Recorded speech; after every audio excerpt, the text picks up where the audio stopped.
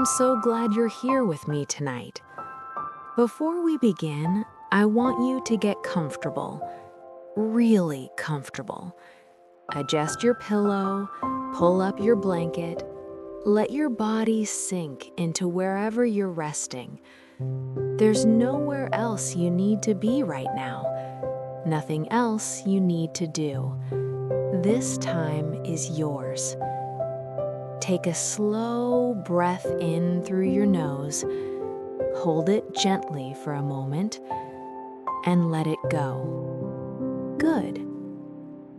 Tonight, I want to talk with you about something important, something that often gets lost in the rush of our days, in the endless scroll of comparison, in the weight of everything we think we should be doing or should have done. Tonight, I want to talk about you, the real you, the person you've been becoming, quietly and steadily, even when you haven't noticed. You know, there's this beautiful thing that happens in gardens. I've been thinking about it a lot lately. When you plant a seed, you don't see the growth happening at first. You water the soil, you make sure there's sunlight, and for days, sometimes weeks, nothing appears above the surface. It would be easy to think nothing is happening, easy to wonder if you're doing it wrong, if the seed is broken, if growth is even possible. But beneath that soil, something miraculous is occurring. Roots are reaching down into the darkness, spreading out, creating a foundation. The seed is transforming, using everything it needs from the earth around it, preparing for the moment it will push through into the light. You are like that garden. I know you might not always see it. I know there are days when you look at yourself and see only what hasn't bloomed yet, the ways you think you've failed, the person you thought imagined, the relationships that didn't work out, the opportunities that passed you by, the versions of yourself you've had to let go of. But can I tell you something? While you've been so focused on what isn't there yet, you've been growing roots, deep, strong roots. And those roots, all those experiences you've moved through, all those hard days you've survived, all those moments when you chose to keep going even when you didn't know how, those roots are what make everything else possible. Think about who you were a year ago, 5 years ago, 10 years ago. Not the surface things, not what you looked like or what your circumstances were, but who you were on the inside. What made you laugh? What did you believe about yourself and the world? What did you think was possible for someone like you? I'm willing to bet you've grown in ways you haven't given yourself credit for. Maybe you're a little softer now with your own mistakes. Maybe you've learned to set a boundary you couldn't set before. Maybe you've survived something you didn't think you could survive, and that taught you something about your own resilience. Maybe you've let yourself feel something you used to push away. Maybe you've started asking for what you need. Maybe you've gotten better at recognizing what you don't need anymore. These things might seem small. They don't come with fanfare or certificates of achievement.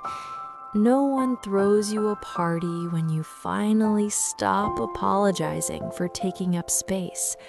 No one hands you a trophy when you choose rest over productivity for the first time without guilt.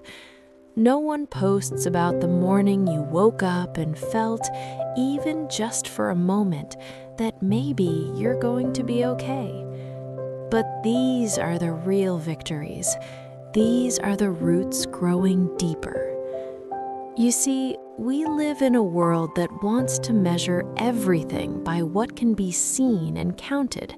How much you've accomplished, how much you've accumulated, how you compare to everyone else. And it's exhausting, isn't it? This constant evaluation, this endless race against yourself and everyone around you. But what if, just for tonight, we set all of that down? What if we stopped measuring and started noticing instead? Notice the way you've shown up day after day, even when it was hard, especially when it was hard. You might not have shown up perfectly, no one does, but you showed up. That matters. Notice the kindness you've offered, even in small ways. The door you held, the message you sent to check on someone, the moment you chose patience when frustration would have been easier, the time you let someone merge in traffic, the smile you gave a stranger, the way you spoke gently to yourself one time when you usually wouldn't. Notice the courage that lives in your ordinary moments. It takes courage to be honest about how you're feeling. It takes courage to try something new when you might fail. It takes courage to let people see you. It takes courage to stay soft in a world that sometimes rewards hardness. It takes courage to believe you deserve good things.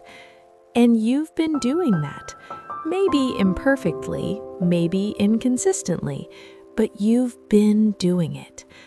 I wonder if anyone has told you lately that they see that. I wonder if you've told yourself. So let me say it now. I see you. I see how you're trying. I see the weight you carry that no one else knows about. I see the battles you fight privately. I see the hope you protect carefully, afraid to let it grow too big in case it gets crushed. I see the parts of you that you think are too much or not enough. I see how hard you are on yourself. I see how much you care, even when you pretend you don't. And I want you to know that all of it, all of you, is worthy of appreciation. Not when you achieve something, not when you finally become the perfect version of yourself you think you're supposed to be. Right now, exactly as you are in this moment, in your bed, listening to this voice, breathing in and out, existing in your beautiful, complicated, imperfect, completely human way. You are worthy of your own appreciation. Let that sink in for a moment. You are worthy of your own appreciation. Not tolerance, not acceptance despite your flaws, but genuine appreciation for who you are, who you've been, and who you're becoming. I know that might feel uncomfortable. We're so much better at appreciating others than ourselves. We can see the beauty in other people's struggles, the dignity in their efforts, the value in their existence. But when it comes to ourselves, we have a much harder time. We think we need to earn it somehow, prove it. We think self-appreciation is arrogant or indulgent or naive. But here's that I've learned. Appreciating yourself isn't about thinking you're perfect. It's not about ignoring your mistakes or pretending you don't have room to grow. It's about recognizing that you're a human being, doing your best with what you have, and that this alone makes you deserving of kindness, especially from yourself. Think about someone you love. Really think about them. Maybe it's a friend, a family member, a child, a partner. Now think about how you feel about their flaws. Yes, you see them. You know they're not perfect. You know they make mistakes. But do those flaws cancel out your love? Do they make that person less deserving of care and respect? and belonging? Of course not. You love them not despite their humanity, but because of it. Because they're real. Because they're trying. Because their imperfections make them who they are. Now, what if you offered yourself that same grace? I know it's not easy. We're taught to be so critical of ourselves. We're taught that if we're not constantly pushing, constantly improving, constantly achieving, we'll become lazy or stagnant or mediocre. We're taught that self-criticism is what keeps us motivated, what makes us better. But I want to offer you a different truth. Shame has never made anyone grow into their best self. Fear has never created lasting change. Criticism might get you to perform in the short term, but it won't help you bloom. You know what does help? Compassion, encouragement, the kind of gentle support that says, "You're struggling right now, and that's okay. You're learning. You're figuring it out. I believe in you." When was the last time you talked to yourself that way? Tonight, I want to invite you to practice. Not perfectly. There's no perfect way to do this, but genuinely. Let's take a few moments to appreciate who you are. Maybe you're someone who feels deeply. In a world that sometimes mocks sensitivity, you've kept your heart open. That's brave. That's beautiful. Your capacity to feel, even when it hurts, is a gift. It's what allows you to experience joy and connection and meaning. It's what makes you capable of empathy and creativity and love. Maybe you're someone who keeps trying. You've faced setbacks, disappointments, rejections. Things haven't always worked out the way you hoped, but you're still here, still hoping, still willing to try again. That's not foolishness, that's resilience. That's faith in possibility. That's strength. Maybe you're someone who carries a lot, responsibilities, worries, other people's needs. Maybe you're tired from all that carrying. Maybe you sometimes wonder if anyone sees how much you hold. I see it. And even more importantly, I hope you can start to see it too. To recognize that carrying all of that requires strength you don't always acknowledge. Maybe you're someone who's changed. You're not who you used to be, and maybe that comes with grief. Maybe you miss the innocence you had, the certainty, the ease of not knowing what you know now. But you've also gained wisdom, depth, understanding. You've become someone who knows something real about life, about pain, about survival, about joy that's been earned. That's valuable. That's worth appreciating. Maybe you're someone who's creative, who sees beauty, who makes things or dreams things or imagines things. In a world that often prioritizes productivity over imagination, you've protected that part of yourself.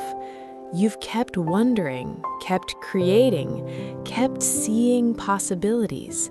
That matters. That's how new things come into the world. Maybe you're someone who's questioning things you used to be certain about. That can be scary, disorienting, lonely, but it also means you're honest. It means you're willing to sit with complexity instead of clinging to easy answers. It means you're growing, even though growth sometimes feels like falling apart. Maybe you're someone who loves hard, who commits, who shows up for people, who tries to make a difference even in small ways. Maybe you've been hurt for it. Maybe people have taken advantage of your kindness or misunderstood your intentions or didn't return what you gave. That's painful, but it hasn't made your love any less beautiful. If anything, it's made it braver. Whoever you are, whatever your story, there is something in you worth appreciating. Actually, not just something, many things. So many things. And I want you to know that you don't have to wait until you're better to appreciate yourself. You don't have to fix everything first. You don't have to achieve your goals or lose the weight or find the relationship or get the promotion or overcome all your fears. You can appreciate yourself right now, in the middle of the mess, in the midst of the becoming. Because here's the truth. You will always be becoming. There will always be something else to work on, some new goal to reach, some other version of yourself waiting in the future. If you keep waiting until you're there to appreciate yourself, you'll be waiting forever. And what a loss that would be, to spend your whole life waiting for permission to appreciate yourself. To miss all the beauty of who you are right now because you're so focused on who you think you should be. Don't let that happen. Let me tell you a story. There was once a young tree growing on the side of a mountain. It wasn't in the valley with the other trees where the soil was rich and the water was plentiful. It was higher up, where the wind was harsh and the conditions were difficult. The young tree looked down at the trees in the valley. They grew so straight, so tall, so easily. Their branches spread out in perfect patterns. They were exactly what trees were supposed to look like. The young tree, meanwhile, was twisted from the wind. Its branches grew at odd angles, reaching around rocks and finding whatever sunlight they could. It didn't look like the trees in the valley at all. For years, the tree felt ashamed of its shape. It thought there was something wrong with it. It wished it could be like the beautiful, straight trees below. But one day, a traveler climbed up the mountain. She was tired, struggling in the harsh wind, and when she reached the young tree, she stopped. The tree's twisted branches created a shelter from the wind, something the straight trees could never do. The traveler rested there, protected, grateful for this tree that had learned to grow in impossible conditions. And in that moment, the tree understood something. It wasn't growing wrong. It was growing exactly right for where it was planted. Its twisted shape wasn't a failure. It was an adaptation, a strength, a unique form of beauty born from unique challenges. The same is true for you. You are not growing wrong. You are growing exactly right for the life you've lived, the challenges you've faced, the soil you've been planted in. Your shape might not look like someone else's shape, but that doesn't make it less beautiful. It makes it yours. The parts of you that you think are too much, they might be exactly what someone else needs. The parts of you that you think are broken, they might be what allows you to hold space for other people's brokenness. The ways you've had to adapt and change and figure things out, those aren't failures. Those are your unique wisdom, your particular strength. You are not a mistake. You are not behind. You are not less than. You are exactly who you've needed to become to survive the life you've lived and to grow toward the life that's waiting for you. And you deserve to appreciate that, to honor it, to be gentle with it. I want you to imagine something with me. Imagine waking up tomorrow morning with a different relationship to yourself. Not because you've suddenly become perfect, but because you've decided to treat yourself the way you'd treat someone you truly care about. What would that look like? Maybe it would mean speaking to yourself more kindly when you make a mistake. Instead of that harsh voice that says, "I'm so stupid," or "I always mess everything up," maybe you'd say, "That didn't go the way I wanted. It's okay. I'm learning. I'll try something different next time." Maybe it would mean acknowledging your efforts, not just your outcomes. Recognizing that you got out of bed even though it was hard. That you showed up to that difficult conversation even though you were scared. That you kept going even when you wanted to give up. Maybe it would mean celebrating small victories, not waiting for the big achievements, but noticing the tiny steps. The day you drank enough water, the moment you took a deep breath instead of reacting in anger, the time you asked for help, the evening you chose rest without guilt. Maybe it would mean setting boundaries with more confidence, knowing that protecting your energy and your peace isn't selfish, it's necessary. It's how you ensure you have something left to give, including to yourself. Maybe it would mean pursuing something you enjoy without needing it to be productive or profitable or perfect, doing it just because it brings you joy, because joy itself is valuable, because you are allowed to experience pleasure and delight just for being alive. Maybe it would mean looking in the mirror and finding something to appreciate instead of immediately cataloging everything you want to change. Noticing the strength in your hands, the life in your eyes, the stories written in your smile lines, the body that has carried you through everything you've experienced. Maybe it would mean forgiving yourself for something you've been holding on to, recognizing that you did your best with what you knew at the time, that you're allowed to grow beyond who you were, that you don't have to keep punishing yourself for being human. What would your life feel like if you related to yourself this way? Not occasionally, not just on the good days, but as a practice, as a commitment, as a way of being.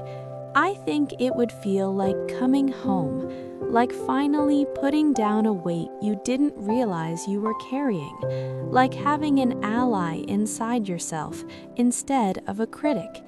And here's what I know for sure. The world doesn't need you to be smaller. It doesn't need you to diminish yourself or apologize for existing or shrink to make others comfortable. The world needs you to be fully yourself, all of your light, all of your complexity, all of your particular magic. But you can't share that if you don't first appreciate it in yourself. You can't offer your gifts if you don't believe you have any. You can't shine if you're constantly trying to dim your own light. So tonight, as you prepare for sleep, I want to invite you to make a different choice. Choose appreciation over criticism. Choose gentleness over harshness. Choose to see yourself as someone worthy of care and respect and love, not someday, not when you've earned it, but right now. This doesn't mean you stop growing. It doesn't mean you stop learning or improving or working toward your goals, but it means you do those things from a place of love rather than a place of lack. From a place that says, I'm already valuable and I'm excited to grow, rather than, I'll be valuable once I fix myself. That shift changes everything. Because here's what happens when you start appreciating yourself. You make better choices. Not because you're forcing yourself, but because you naturally start treating yourself like someone you care about. You choose foods that nourish you. You create space for rest.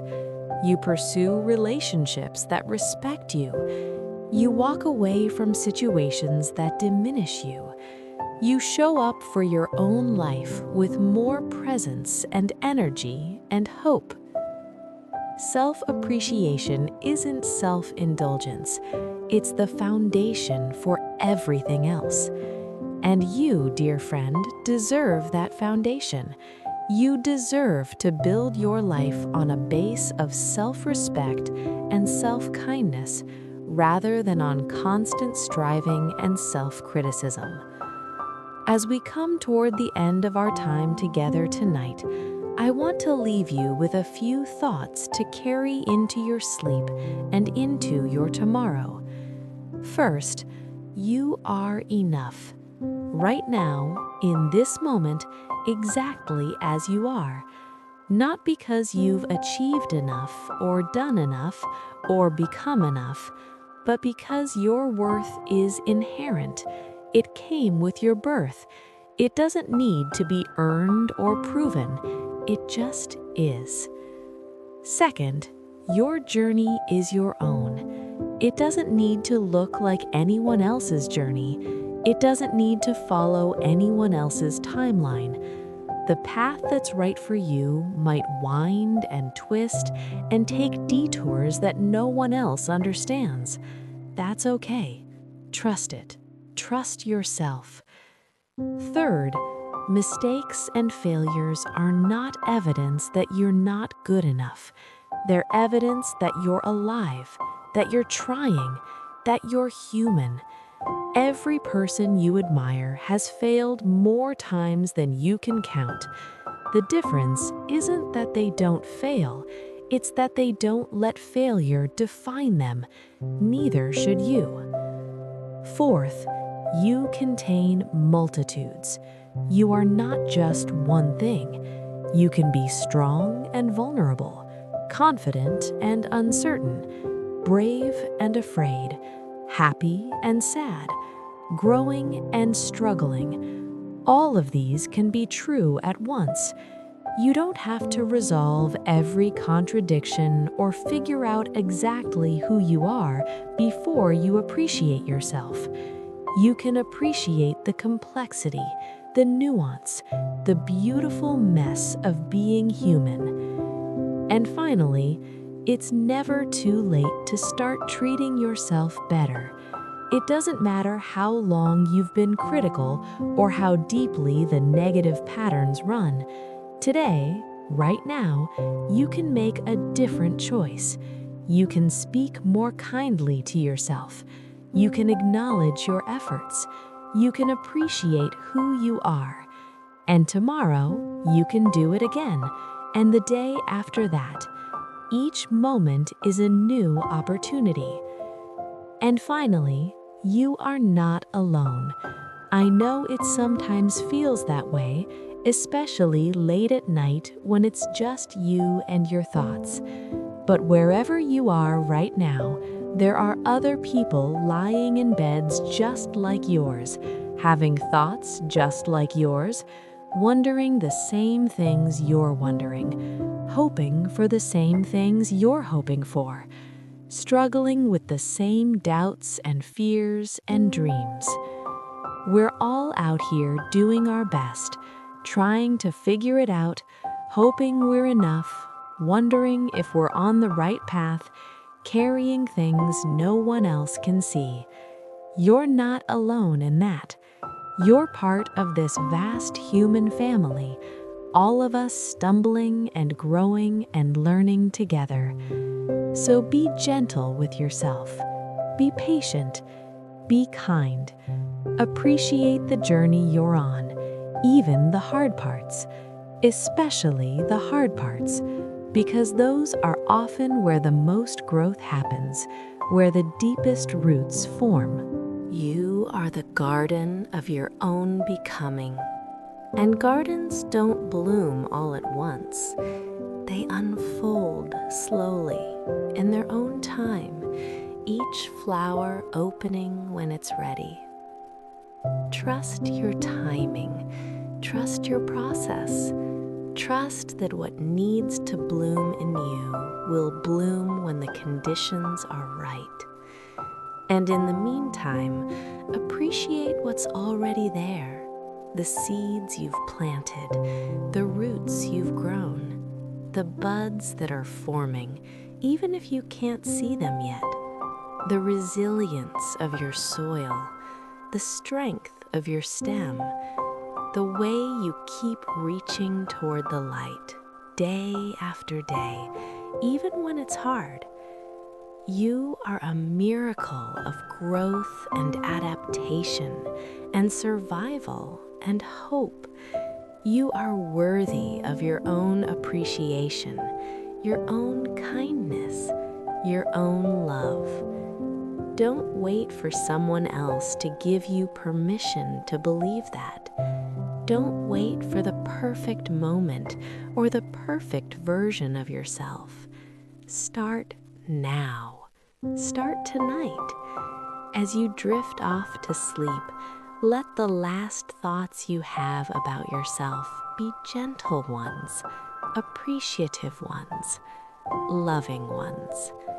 You've made it through another day. That alone is worth acknowledging. Tomorrow is waiting, full of possibility, and you'll meet it just as you've met every day before, with whatever strength and courage and hope you can muster. And that will be enough. You will be enough. Sleep well, dear friend. Rest in the knowledge that you are valued, you are seen, and you are worthy, not for what you do, but for who you are. You are appreciated by me in this moment, and I hope as you close your eyes tonight, by yourself too. Good night.